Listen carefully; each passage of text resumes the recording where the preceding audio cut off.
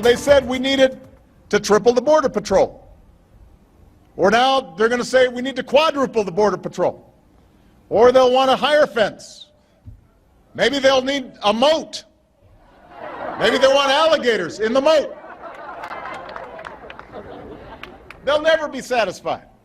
President Obama in El Paso almost 5 years ago, making light of GOP demands that we secure our southern border, joking that some of us border hawks would never be satisfied.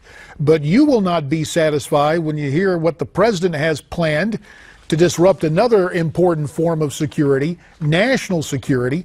Terry Jeffrey sounding the alarm with this commentary at cnsnews.com. You see the headline, Obama claims power to make illegal immigrants eligible for Social Security and disability. The author joins us now to elaborate. Editor-in-chief of cnsnews.com, Terry Jeffrey. Terry also served as the national campaign manager for Pat Buchanan in his run for president back in 1996. Terry, thanks for your time. We don't want to get bogged down in the weeds, so can you give us a simple explanation of what's going on here?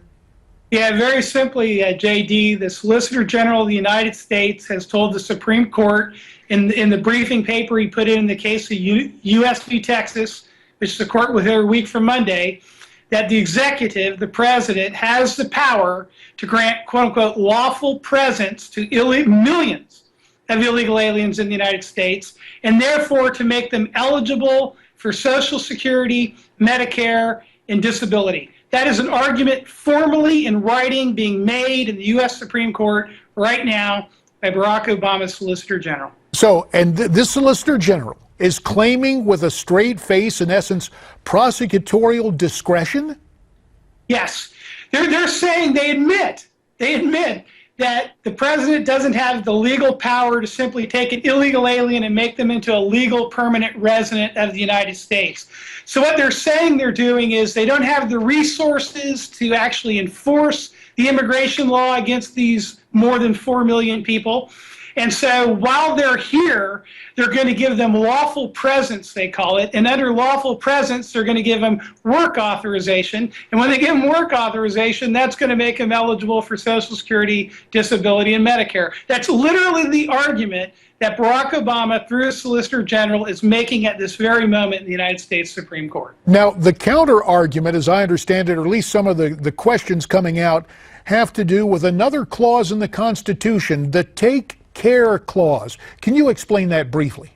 Yes, Article 2 of the Constitution, which spells out the powers of the president, says that he shall take care that the laws be faithfully executed.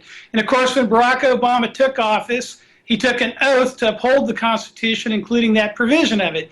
And it's very interesting, JD, in January, when the Supreme Court decided that it would in fact take up this case, they specifically instructed the litigants, meaning the Obama administration and 26 of the 50 states, to argue whether or not the Take Care Clause was being violated. They literally asked the parties to argue whether or not the President of the United States was not faithfully executing the laws of the United States.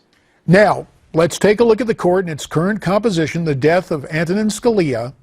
With that vacancy on the court, do you expect, once this is heard and thrashed out, to end up in a 4-4 deadlock? And if it does, what would that mean? Yes, I do believe it'll end up in a 4-4 deadlock. I think there's an outside chance they could say that the states really don't have standing. It's one of the things the Solicitor General would like to see happen. I don't think that'll be the case.